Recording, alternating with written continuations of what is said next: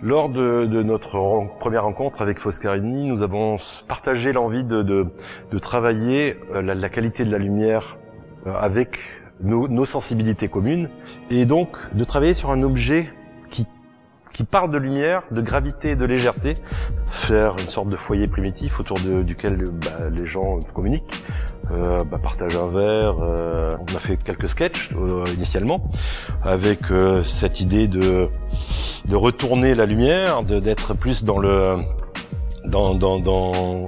une éclipse qui maintient la lumière comprimée sur le sol et qui la laisse irradier naturellement de manière profonde sur l'environnement, sur le jardin.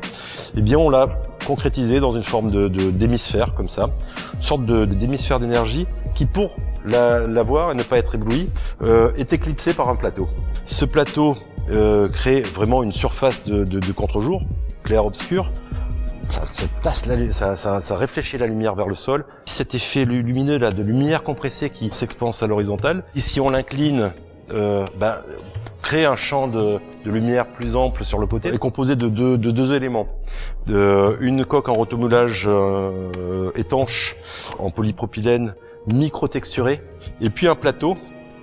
Alors ici, nous voyons les prototypes finaux de la version d'intérieur.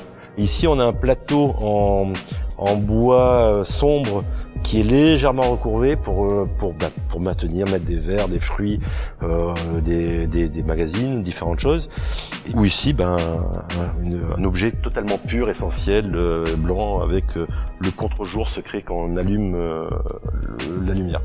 Alors ça peut être utilisé aussi dans des scénographies de grands halls d'intérieur, en les mettant de manière aléatoire ou en créant comme ça des petits groupes de lampes.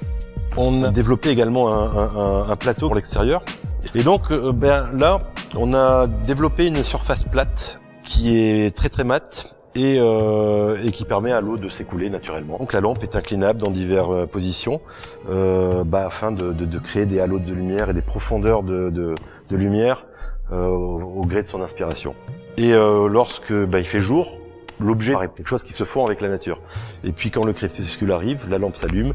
Et là, ça donne toute la profondeur et ça révèle toute l'aspect scénographique et émotionnel de cette lumière douce, qui est plus une palpitation, un halo. Le nom est venu naturellement de cette idée de légèreté.